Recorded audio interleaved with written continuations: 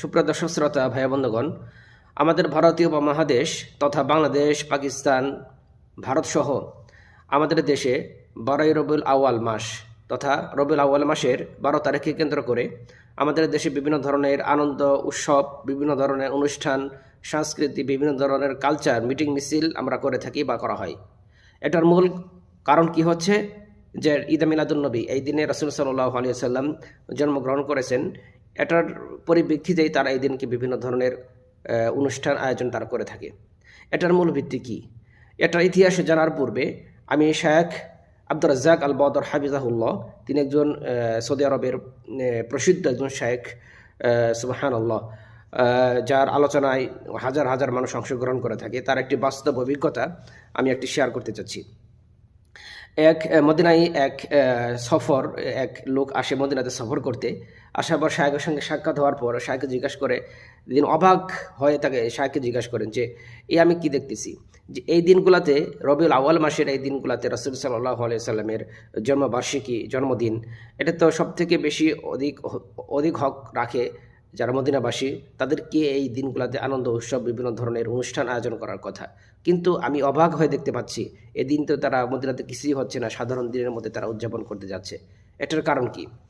তখন শেখ আব্দুর রাজ্জাক আল বদর হাফিজাহুল্লাহ তিনি বলেন যে তুমি যদি আসল জিনিসটা জানতা, তাহলে তুমি তোমার ভিতর এই আবেগ, এই বিস্মিত তুমি হতে না।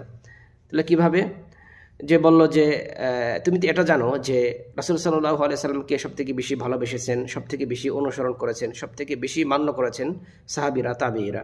তাহলে হ্যাঁ, আবু বকর রাদিয়াল্লাহু আনহু, ওমর রাদিয়াল্লাহু আনহু, আলী রাদিয়াল্লাহু আনহু সহ যারা প্রসিদ্ধ সাহাবীরা রয়েছেন, তারা গিয়ে আল্লাহ রাসূল সাল্লাল্লাহু আলাইহি সাল্লামকে তাদের জীবন থেকেও বেশি ভালোবেসেছেন। বলে হ্যাঁ, এটা সত্য।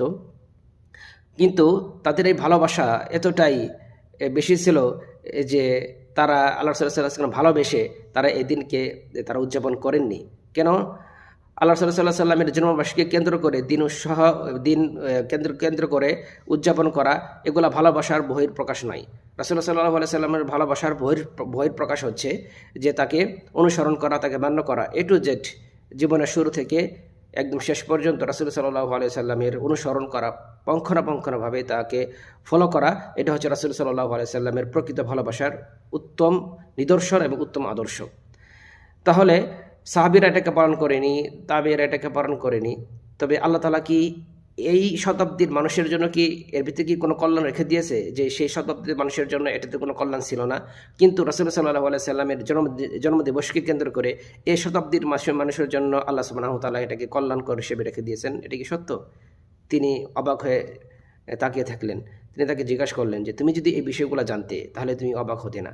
রাসূল সাল্লাল্লাহু আলাইহি সাল্লামের প্রকৃত ভালোবাসার বহিঃপ্রকাশ হচ্ছে রাসূল সাল্লাল্লাহু আলাইহি সাল্লামকে অনুসরণ করা।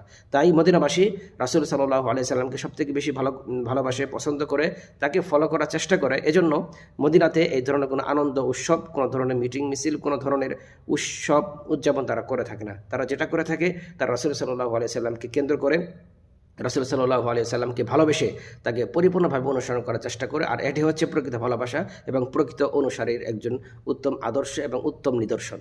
তাই আসুন, আমরা রাসূল সাল্লাল্লাহু আলাইহি সাল্লামকে বিভিন্ন নির্দিষ্ট দিনকে কেন্দ্র করে তাকে ভালোবাসার বহিঃপ্রকাশ, এটা প্রকাশ করার থেকে আমরা রাসূল সাল্লাল্লাহু আলাইহি সাল্লামের জীবনকে, তার সিরাতকে, তার আমাদের জন্মের সূচনা লগ্ন থেকে মৃত্যু পর্যন্ত আমরাকে অনুসরণ করা আমাদের উপরে আবশ্যক এবং করণীয়। তাই আসুন, নির্দিষ্ট ব্যক্তিকে কেন্দ্র করে বা নির্দিষ্ট দিনকে কেন্দ্র করে এটাকে ভালোবাসা, এটাকে উদযাপন করা, এটা ইসলামের শরীয়তে কোনো ধরনের ভিত্তি নেই, কোনো ধরনের এটাকে দলিল ভিত্তিক আমরা এটাকে কখনো পাই না। তাই আমরা আসুন এ থেকে বের হয়ে আসি, আমরা রাসূল সাল্লাল্লাহু আলাইহি সাল্লামকে প্রত্যেকটা সেকেন্ডে, প্রত্যেকটা মুহূর্তে আমরা এটাকে অনুসরণ করার চেষ্টা করি। আল্লাহ সুবহানাহু ওয়া তাআলার কাছে দোয়া করছি, আল্লাহ তাআলা আমাদেরকে সেই তৌফিক, সেই সক্ষমতা আমাদেরকে দান করুন ইনশাআল্লাহ। এবং নেক্সট ভিডিওতে আমরা ঈদ মিলাদুন্নবীর বিকৃত ইতিহাস, কখন থেকে এর উদযাপন শুরু হয়, এটা আমরা একটা ভিডিও করার চেষ্টা করবো ইনশাআল্লাহ। আসসালামু আলাইকুম ওয়া রাহমাতুল্লাহ।